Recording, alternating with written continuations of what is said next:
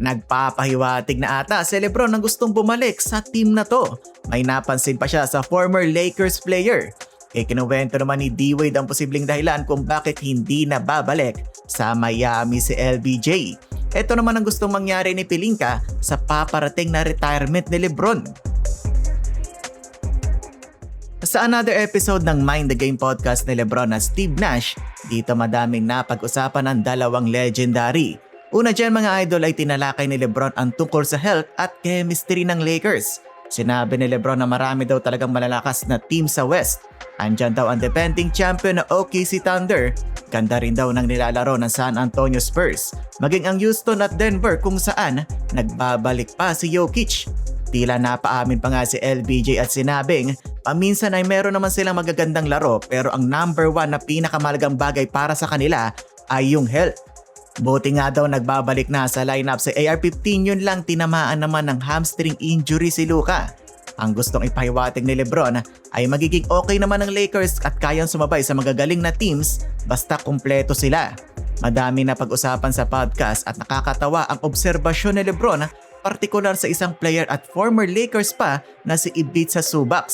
Napansin kasi ni Lebron na parang may galit pa din itong si Zubac matapos siyang i-trade dati ng Lakers dahil tuwing makakatapat nila ang big man na to ay nilalampaso sila. Halos hindi nga daw nagmimintes ayon kay LBJ. Sobrang laki daw ng mamang to mga idol pero pinuri ni Lebron ang kanyang good touch. Isa sa pinakamalagang napag-usapan sa podcast mga idol ay ang pagpuri ni Lebron sa Cavaliers. Umuugong pa naman ang balita na posibleng next season ay dito mapupunta si LBJ.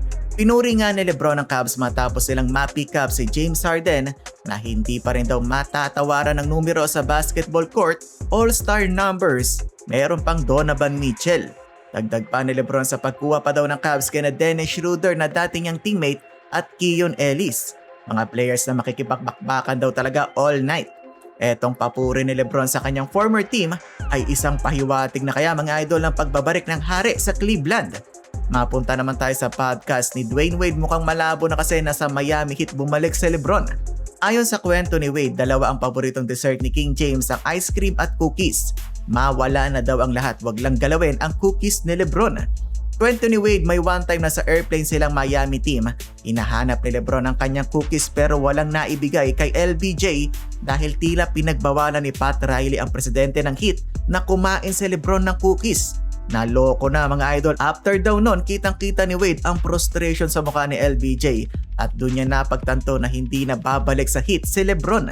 Tinawag na micromanaging ni Wade ang ginawa sa kanila. Hindi daw nila deserve ang ganong treatment matapos pa nilang umabot ng 4 na sunod na finals. Ayon naman sa kanilang NBA reporter, hindi basta-basta i-give up ng Lakers si Lebron next season. Kung maglalaro daw si Lebron para sa kanyang 24th season sa NBA, welcome na welcome pa rin siya sa Lakers. Sa mga hindi nakakaalam, unrestricted free agent na si Lebron this summer. Tapos na ang kanyang kontrata sa Lakers. Bago pa man magsimula ang season ngayon mga idol, sinabi na ni GM Rob Pelinka na gusto niya magretiro bilang isang Lakers si King James. Para sa akin, magkakaalaman na lang talaga to, depende sa magiging takbo ng Lakers papatapos ng season. Kung sila ang magka-champion, mataas ang posibilidad na Lakers pa din si Lebron next season.